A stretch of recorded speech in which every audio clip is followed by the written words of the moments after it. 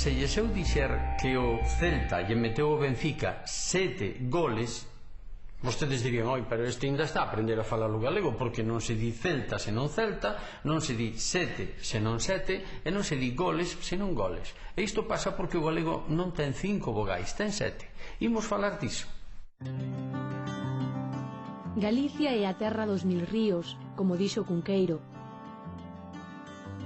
É normal, logo, que unhas 20.000 persoas leven o apelido Río ou Ríos, e que case 5.000 persoas leven o apelido Regueira. A estes aínda lle sabería que sumalas máis de 1000 que teñen a forma castelanizada Reguera. O apelido Regueira fai referencia a un pequeno curso d'auga e está espallado maiormente pola provincia da Coruña e a parte occidental da de Lugo. A castelanización de Regueira en Reguera non sempre foi obra dun funcionario civil ou eclesiástico. Coñecemos o caso dun crego rural do século XIX chamado Benito Regueira, que turraban asinar coa forma reguera as partidas dos bautismos que ele oficiaba, a pesar de que o escribán aínda inscribía a forma xenuína Regueira. Ben falado! Pode, sobe, home. Todas estas palabras pronúncianse cun O aberto. Non obstante, cando dicimos monte, roxo, coxo, estamos pronunciando os pechados. O galego ten 7 vogais: A, E aberto, E pechado, I, O aberto, O pechado e U.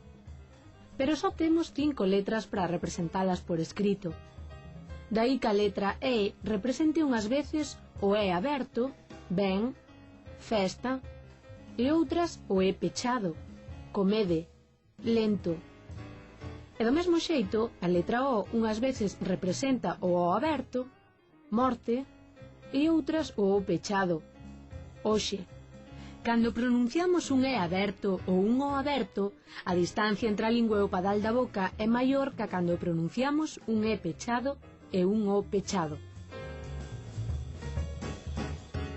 Ben falado! A historia do nome da laranxa é sorprendente.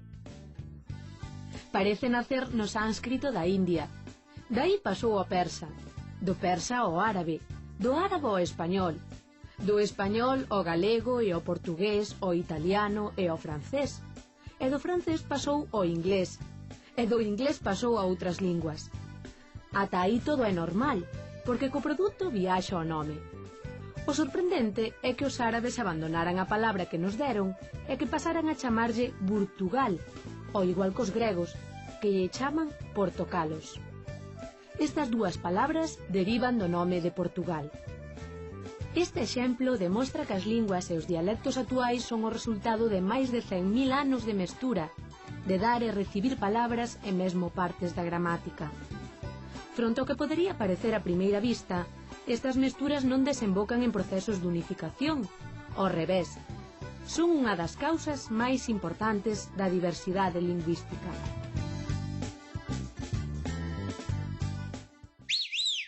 Unha comida moi coñecida que se come con grelos. Loco. Ademais de marmelada, que lle botamos ás torradas? Manteiga. Ves como sabes? Elles ben bonita a historia do nome da laranxa, non? As linguas son sempre así, como un pote a ferver. E falando de laranxas, todos saben aquel refrán que di: a laranxa a mañá é ouro, ás 12 é prata e á noite mata. Eu levólles comido moitas polas noites e ainda ando en dúas pernas. Pareceme moito máis certo que o outro refrán que di: a laranxa e o limón medio ciruxanos son. Ben, saiban que en galego normativo dice cirurxián, pero para a verdade do refrán o que importa é a vitamina C, non a gramática. Ata outro día.